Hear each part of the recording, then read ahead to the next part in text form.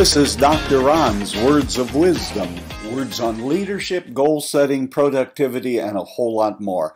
I trust that today you will consider this your vitamin or your supplement for your mind and heart. And wherever you receive podcasts, please subscribe to Dr. Ron's Words of Wisdom. I'm also looking for 4 or 5 individuals at the beginning of the new year who will be coaching clients at a very significantly, almost free, reduced rate. All I need from you is a testimonial. If you'd like to participate in this, it's first come, first served. Go to drronblake.com/call. Get on my calendar. I'll give you a call, and I'll see what the possibilities are of us working together. My friend, today I want to talk about a subject that all of us have to deal with. It is the subject of change. Change is everywhere. Change is going to happen. You and I cannot put up our hand and halt the progress of change.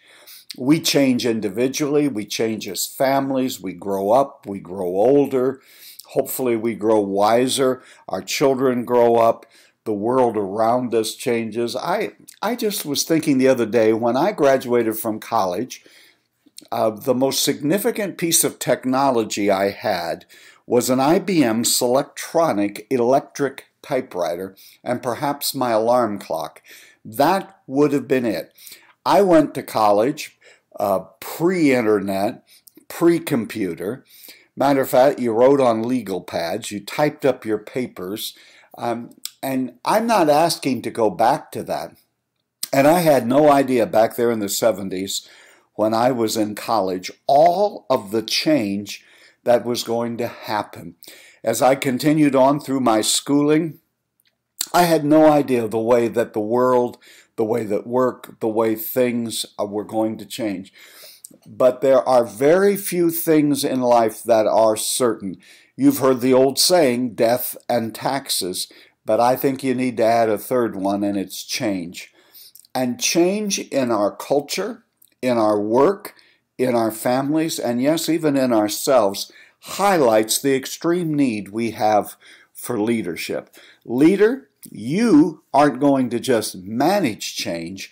You have to help yourself and your organization be able to navigate the change. Because with all change, there is good and there is bad. There are things that will help make us more effective and more efficient. There are things that will help us to be able to relate to and to assist our culture and our world. But there are some things in life that cannot be changed. And unless you've really sat down and gone through all of that and asked yourself some pretty tough questions, as in, what truly is essential in what I'm doing, and what are just things that I'm comfortable with? What are just separating the message from the methodology? The message is the same. The methodologies, obviously, are going to change. And that's one key to successful leadership, is continuous personal change. Have you ever just gotten quiet for a while and reflected on your own life, the things that have changed, how your ideas have changed, how you do things today in such a different manner than you would have done them a decade or even a few months ago at times? You see, personal change is a reflection of our inner growth and the empowerment that comes from growing. This is a quote from Robert Quinn. As we change, everything around us changes. One of the reasons so many folks become nearly obsolete is not because you grow obsolete, it's because you continue to keep pace. This is why personal development is so absolutely necessary and essential. The change in every organization highlights the need for leadership. In the responsibilities that I have nowadays, when I go into places, the problems are large and enormous. The world around us is changing so rapidly. And we can sit and curse the darkness and wish and long for the good old days. But if there's one thing that change does, I kind of view change as a yellow highlighter highlighting the text that says we have a need for leadership. If you're listening to this today and you're a leader, change is only going to highlight the fact that if you're a leader, you are going to be in demand. Your family needs you, your organization needs you, the world around you needs you. Change only highlights that. And the rate of change is not going to slow down anytime soon. John Kotter said this. If anything, in most industries, it will probably speed up more in the next few decades. And I know for many of us, the change right now seems to be happening at almost warp speed. And we wonder, how in the world can it change any more rapidly than it is at this present hour? But the fact remains, change is here, and it is going to continue. Now, in the area of ourselves, there are very few things in life you can control. We can't control the weather. We can't control the thoughts and views and feelings of others. There are many of the circumstances that we face that we have little to any, if any, control over them. But the one area you and I do have control over is our attitude and our ability to develop ourselves. Personal development really matters. Now, I know every age and every generation, clear back to Dale Carnegie, was telling us in the 50s and 60s how important personal development was. But I'm telling you today, it really matters. The amount of information, the amount of technology, the way things are changing so rapidly, you and I have to be developing ourselves, reading and listening and going to seminars and taking webinars. We cannot afford to sit still because there really in life is no such thing as sitting still. You're either moving forward or you're going backward. I would just say to you, my friend, invest in yourself. The fact that the world is changing is a given. You need to take the time to develop yourself because, listen to me, my friends, it doesn't just matter. It really matters. The one thing that I notice in the responsibility that I have, and as I see the changes that are swirling all about me, is the fact that change forces me to be a problem solver. Where I work and where I live, there needs to be a problem solver.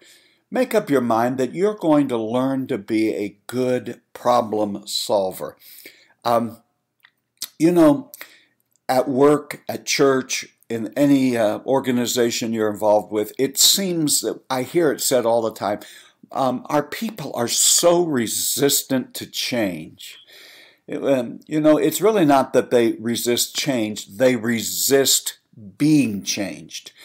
Because as change comes into your world, we kind of think that we're immune to it. It's just other things are changing, work is changing, personnel is changing. Listen, my friends, you and I are changing. We need to be changed. I can't still be thinking and problem solving like I did 30 or 40 years ago. I have new information. I have met a person the other day who doesn't have email and they don't text, and I get that. There comes a point where I guess you just say, I'm not going to change anymore. And it's not that they're resisting change, they're resisting being changed. I don't want to have to learn something new.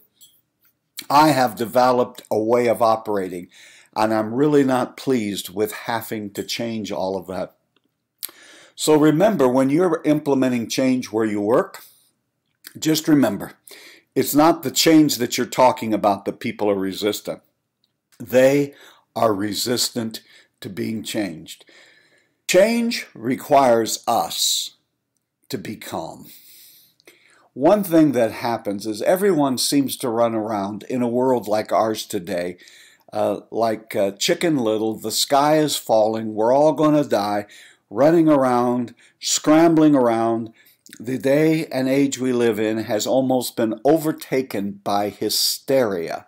Oh, well, we're not going to live. We're all going to die. This is it. This is the end of the world. And it's not the end of the world. It really, really isn't. Here's what you need to do, leader. I want you to listen to this statement. When everyone around you is scrambling and screaming and crying and hollering and wringing their hands and throwing in the towel or just plain resigning and give up, the reason we develop ourselves, and if you're a spiritual person, the reason you get in touch with God is that in anxious times, we don't need anxious leaders. We need calm, cool, and collected leaders who have confidence in their Creator, confidence that they are the woman or man for such an hour as this. And in a time of rapid, significant change, it calls out and cries out for leaders who remain calm and steady, not ignoring the things that need to be changed, not giving in, not giving up, but people who say, here we will find a path forward. We will find a way forward. I've mentioned before that life isn't about finding yourself. There's so many people looking for themselves. It's about creating yourself. It's about creating within yourself the kind of leader that is needed in this hour. God needs you, the people need you, and you need to do the work. You need to be changing and growing and stretching, because you cannot put your head in the sand and ignore all that is happening. Won't you join me and be one of those calm, reasonable, forward-thinking, continuing to move ahead, not ignoring the data, not ignoring the circumstances, but a confident, calm leader who says, I was raised up for such a time as this.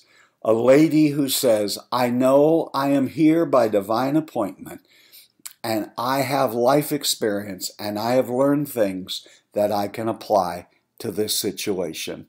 You've been listening to Dr. Ron's Words of Wisdom, words on leadership, goal setting, productivity, and a whole lot more. I trust today this has been like a vitamin or a supplement for your heart and mind. And wherever you receive podcasts, would you please subscribe to Dr. Ron's Words of Wisdom, leave a rating and a brief review. And if you'd like to be one of the 4 or 5 individuals that I'm seeking here as we move into the beginning of the year at a rock bottom price to be coaching clients for a quarter, all I require of you is, if you'll do that, is if you'll give me a testimonial at the end of that time. Just go to drronblake.com/call, get on my calendar, and I'll give you a call. Listen, my leadership friend, you are doing better than you think you are. You really are. And until next time, this is Dr. Ron saying, have a great and blessed day.